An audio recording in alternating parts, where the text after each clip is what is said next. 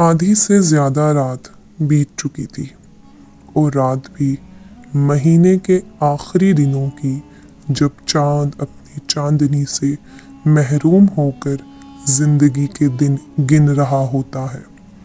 मुहीब सन्नाटा तारी था कि गहरी तारीकी ने हर सू डेरे डाले हुए थे। गलियां और बाजार सुनसान पड़े थे।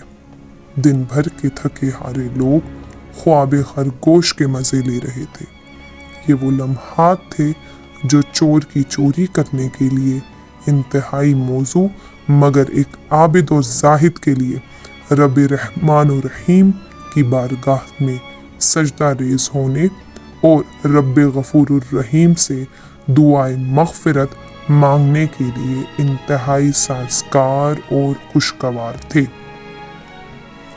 एक चोर हस्बे मामूल चोरी की गर्ज से बाहर निकला। चंद सड़कें तय की, गलियों से गुजरा, बिलाखिर एक मकान के सामने आ रुक गया। कुछ देर के लिए सोचा और फिर झट से दीवार फांद कर इस मकान के अंदर दाखिल हो गया। मालिक मकान इबादत और रियाजत से फारिग होकर अभी लेटे ही थे कि चोर खटके से होशियार हो गए। चोर ने इतने ही चार जानिब की तलाशी शुरू कर दी। इसने समझा कि मालिक मकान गहरी नींद में है, मगर वो तो नीम बेदारी की हालत में चोर की तमाम हरकत और सकनात का बगौर मुशाहिदा कर रहे थे।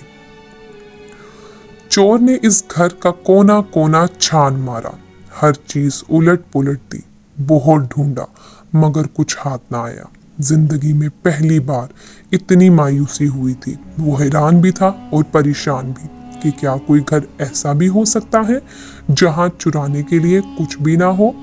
जो इतनी मायूसी के आलम में वापस जाने ही लगा था कि घर के मालिक ने उसे आवाज दी, मियाँ जरा ठहरो। चोर आवाज सुनकर भागने के बजाय वहीं रुक गया। आवाज ही ऐसी जादू भरी थी और मुतासिर कुन के जाते हुए कदम क्यों न रुकते। घर के मालिक चोर से मुखातिब होकर कहा, अल्लाह के बंदे, मुझे अफसोस है कि तुमने इतनी मेहनत भी की मगर तुम्हें कुछ ना मिला। तुम्हें दुख हुआ होगा कि ऐसे घर में आने जहां से नाकाम वापस जा रहे हो, मगर फिक्र ना करो, तुम मेरे मेहमान हो। मैं नहीं चाहता कि तुम मेरे घर से खाली हाथ जाओ।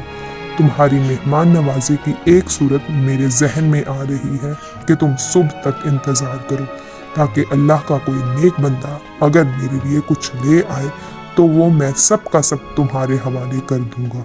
ताहम इस दौरान तुम इतना करो कि कुएं से पानी निकाल लाओ और वुज़ू करो और सुबह की नमाज पढ़ना शुरू करो, क्योंकि नमाज का वक्त हो चुका है। चोर हैरत ज़दा होकर गोमगो की कैफियत में था। वो सोचने लगा कि क्या करूं, यहाँ ठहरूं या वापस चला जाऊं। मगर मालिक मकान के अल्फाज में कुछ ऐसी तासीर भी थी कि चोर के दिलो दिमाग का रंग बदल गया और नमाज पढ़ने लगा कि हजूर सजदा रेज हो गए। दो नमाज से फारिग हुए कि अर्ली सुबह किसी ने दरवाजे पर दस्तक दी। मालिक मकान ने मेहमान चोर से कहा, जाओ देखो दरवाजे पर कौन है। चोर ने दरवाज़ा खोला तो मुलाकाती ने अंदर आने की इजाज़त तलब की। इजाज़त मिलने पर मुलाकाती ने मालिक मकान की खिदमत में 100 दिनार की थैली पेश की। मालिक मकान ने दिनार की बोरी लेकर चोर को देते हुए कहा, ये रकम ले लो, तुम्हारे खाली हाथ जाना हमें नागवार गुजरा तो रब्बे कायनात ने मदद की और हमें सुरखुरूही नसीब हुई। जाओ इस रकम से अपना काम चलाओ। चोर ने दिनार की थैली लेने से इनकार कर दिया। इसने थैली वापस करते हुए कहा, आप रहमतुल्लाह अलैहि के कहने पर मैंने महज एक नमाज अदा की तो अल्लाह ताला ने इसका सिला 100 दिनार की शक्ल में भेज दिया। अगर मैं तमाम उम्र इबादत करता तो खुदा मालूम कितना अमीर होता। लेकिन खुशी इस बात की है कि मैं राह रास्त पर आ गया। अब मैं तौबा करता हूँ और अल्लाह से दुआ करता हूँ कि वो मेरे साबका गुनाह को माफ़ फरमाए। इसके बाद इस साबका चोर ने मालिक मकान, वक्त के वली हजरत ख्वाजा हिजरुइया के हाथ बैत कर ली। दिन रात इबादत और रियाजत में गुजारने लगा और जल्द ही इसने मुरीदन खास में अपना मकाम बना लिया।